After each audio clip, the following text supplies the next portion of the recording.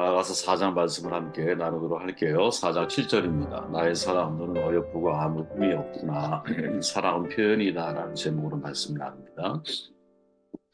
4장은 술람미 여인에 대한 솔로몬의 사랑을 고백하고 있죠. 아가서 1장 6절을 보면 술람미 여인의 얼굴에 햇빛에 그을린 검은색이었죠. 술람미 여인은 늘 밖에서 일을 해야 했기 때문에 검은 얼굴이 될 수밖에 없었습니다. 이유가 뭐냐? 오빠들이 그녀를 포도원지기로 삼았어요. 뭐 말이 좋아 포도원직이지 노동하는 일을 자기 동생에게 맡긴 거잖아요. 참 거칠고 고약한 사람들이었던 것 같아요. 뭐 또 다른 여인이 소개되어 있지 않은 걸 보면 하나밖에 없는 동생일 수도 있을 텐데 하나밖에 없는 동생 함부로 대하죠. 그만큼 슐라미 여인의 어렸을 때 삶은 매우 좀 어려움이 있는 좀 아픔이 있는 그러한 삶이 아니었을까 생각하게 됩니다. 그래서 스스로 자신의 얼굴을 계달의 장막 같다라고 표현을 하죠. 이 계달이라는 말은 검은 장막이라고 하는 카타르에서 파생한 말인데 아라비아 사막의 유목민, 즉 베두인족을 가리키는 말로 사용이 되어집니다. 유목민이 늘 장소를 옮겨 다니며 살아야 되잖아요. 안전한 땅에서 안정된 가옥을 가질 수 없고 늘 초원을 따라서 이동하며 천막을 치고 살았죠. 그 장막이라고 하는 것은 늘 더럽고 때묻은 거잖아요. 한 번도 씻거나 빨지 않죠. 뭐 어디서 빨겠어요, 그거를, 그죠? 마치 술람미 여인의 얼굴이 바로 그 계달의 장막과 같다고 말을 하고 있는 거죠. 그런 삶을 살았던 이 여인이 솔로몬을 만난 거예요. 솔로몬과 사랑을 시작을 합니다. 얼마나 아름답게 서로 사랑을 했는지 몰라요. 당시 왕가의 신분으로 시골에 포도원을 재배하며 살던 농부의 딸을 만나서 사랑을 나눈다라는 결코 쉬운 일이 아니었을 거예요. 중간중간에 얼마나 많은 위기가 있었겠습니까? 신분상의 차이로 인한 헤어짐의 때도 있었잖아요. 그로 인해 술람미 여인이 의기소침해지고 자신을 감추고 숨어 있기도 했죠. 추측해 보면 아마 가족들, 형제들이겠죠. 그리고 또 주변의 사람들, 또 때로는 그녀를 시기하는 다른 여인들로부터 해서 뭐 그런 눈총을 받지 않았을까요? 감히 제 주제도 모르면서 왕가의 사랑을 연애를 하는가? 아마 그 이면에는 다른 목적이 있겠지. 무슨 목적? 신분 상승. 뭐 이런 시기와 질투, 그리고 멸시와 핍박을 이 여인이 아마도 받지 않았을까? 추측할 수 있다는 거죠. 하지만 솔로몬의 사랑은 술람미 여인을 지켜줍니다. 여인의 많은 상처, 어렸을 때부터 사실은 드러내지 못한 많은 마음의 상처들, 이 모든 것들이 솔로몬을 만남으로 해결이 되잖아요. 점점 나아지죠. 점점 자신이 있어지는 여인으로 바뀌잖아요.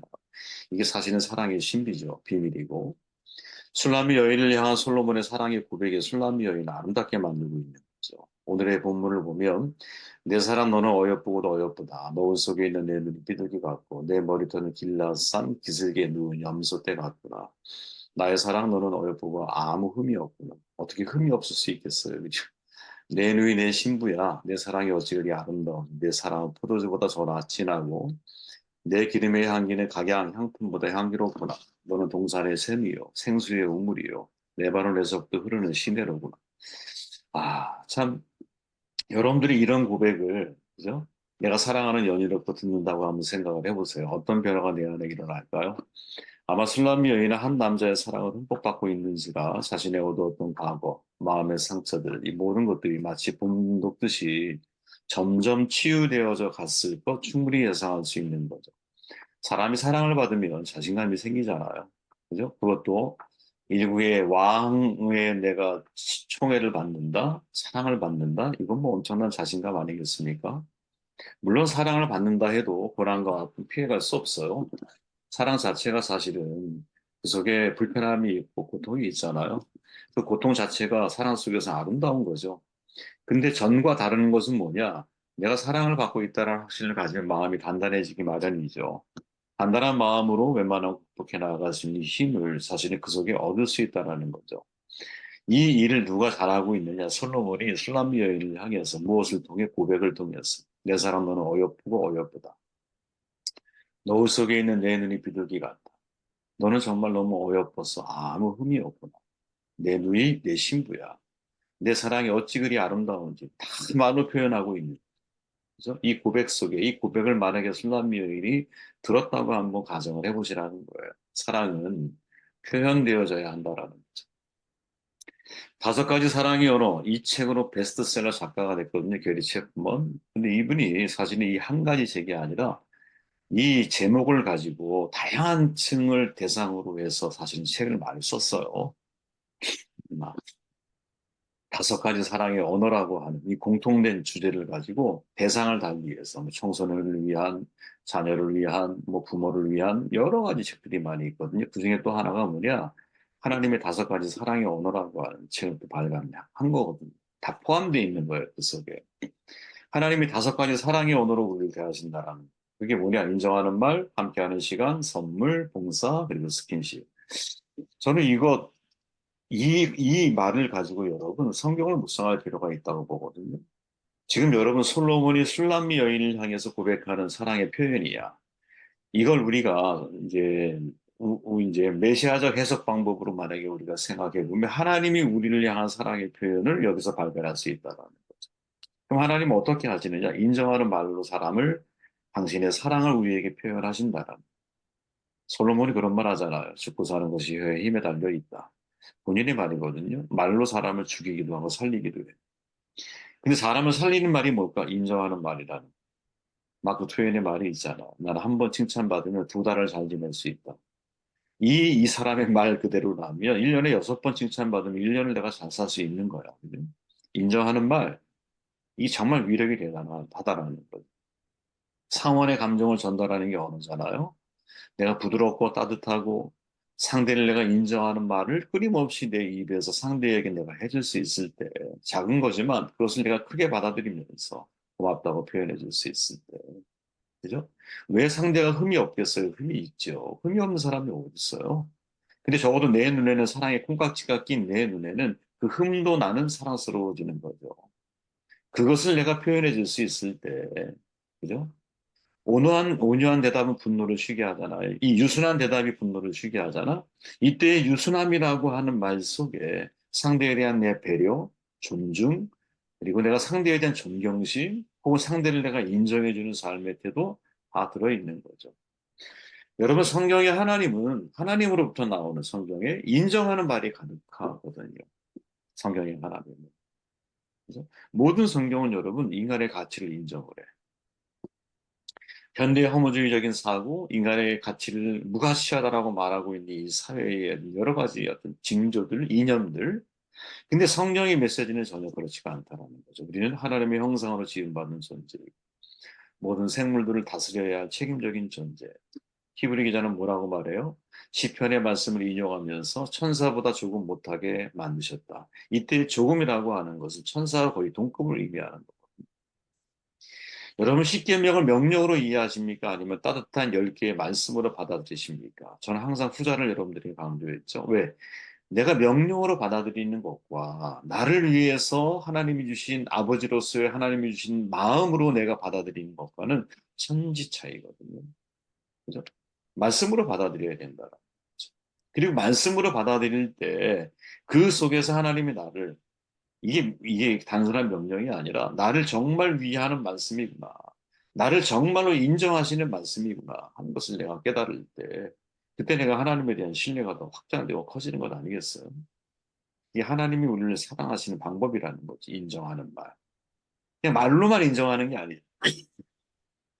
실제로 나라고 하는 인간이라고 하는 존재 자체를 양자로 삼으셨죠. 이런 정체성이 우리 마음 가운데 사실은 넘쳐나야 한다고 봐요. 2번째 사랑의 언어가 뭐냐? 함께하는 것. 이게 하나님의 사랑의 표현이라는 거죠. 물론 체프먼이 말하는 함께하는 시간이라고 하는 건 서로 가까이 함으로 서로를 배워가는 시간을 의미해요. 배워가는. 근데 배워가려면 어떻게 해야 돼? 가까이 하는 게 우선이잖아. 여러분 성경의 하나님은 공통된 게 있죠. 항상 하나님은 우리와 함께하길 원하십니다. 족장 시대에 아브라함과 함께 하시던 하나님이 그의 후손들과 함께 하셨어요. 출애굽 시대에 움직이는 성막을 통해서 상징적으로 이스라엘 백성과 함께 하시는 모습을 아예 시각적인 언어로 보여주셨어요. 예수의 시대에는 임마누엘이라고 하는 이름을 통해 이스라엘과 함께 하시고 성령의 시대에는 뭐라고 말해요? 내가 아버지께 구하겠으니 또 다른 보혜사를 너에게 주실 거야. 어떻게? 영원토록 너희와 함께 있게 하리니.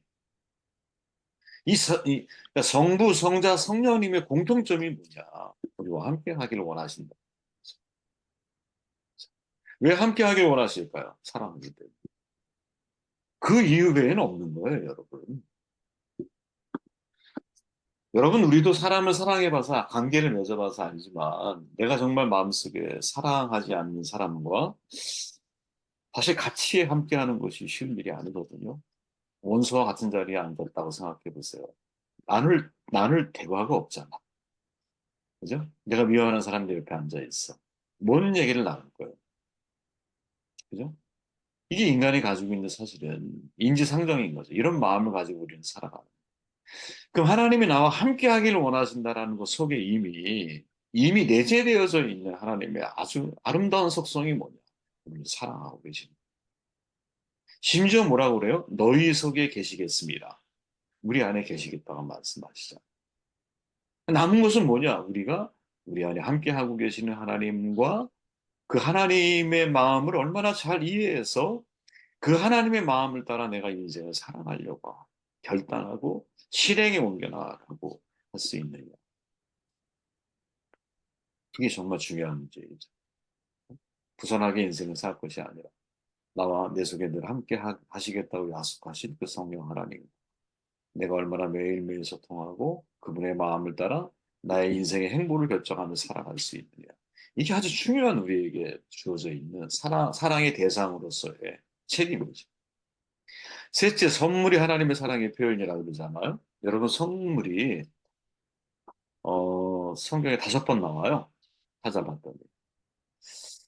우리가 오랜 시간 묵상을 나누었지만 전서 3장 오랜 시간 묵상 나눴잖아요. 특별히 이제 모든 것은 다 때가 있다. 모든 일은 때가 있습니다라고 하는 큰 주제를 어느 수녀님이 쓴 책에 착착 사안을 해서 좀 더 확장해서 우리가 말씀을 해석해서 나눠본 시간을 가졌는데 이 세상의 모든 것이 하나님의 선물이라고 증언합니다. 전도서 3장에 보면 사람마다 먹고 마시는 것과 수고함으로 낙을 누리는 그것이 하나님의 선물인 줄도 또한 알았도다.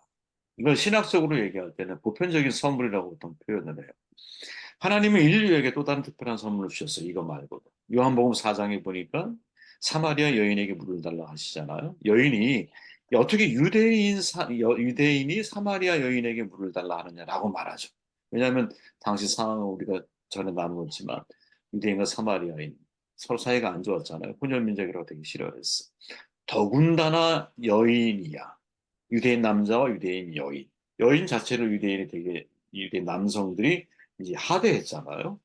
더더군다나 남편이 5명이 이제 이별을 했어. 그러니 여러분, 사실 이 여인의 입장에서는 유대인 나에게 말을 거는 것 자체가 너무나 당황스러운 일인 거죠. 그때 예수님이 뭐라고 말하냐? 내가 만일 하나님의 선물과 또 내게 물 좀 달라 하는 이가 누구인 줄 알았더라면 내가 그에게 구하였을 것이요 그가 생수를 내게 주었으리 이렇게 말해요. 쉽게 풀어보면 예수님이 하나님이 우리에게 주신 선물이다 이렇게 말합니다. 우리는 예수님이 하나님의 선물이라는 사실을 입술로는 고백을 해요. 그죠? 근데 우리의 삶 속에서는 그 가치를 잊고 살아갈 때가 너무나 많이. 그죠? 진짜 너무나 많이. 그 예수님이 우리의 삶의 선물인데 그 선물을 잊고 살 때가 너무. 그 선물은 곧 요한복음에 보면 뭐예요? 태초에 말씀이 계셨어요. 말씀이 우리에게 주신 하나님의 선물인데 사실은 그 선물을 우리가 선물처럼 여기지 않고 살아갈 때가 얼마나 많아. 이런 질문을 던지지 않을 수가 없지.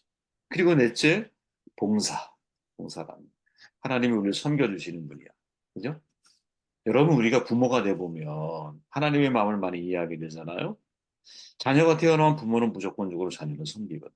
진자리 마른 자리 가려주고 매일 목욕시켜주고 어디 아프면 치료해주고 먹을 거 준비해주고 잠자리 돌봐주고 정말 부모가 그런 세월들을 다 거쳐서 자녀를 키우죠.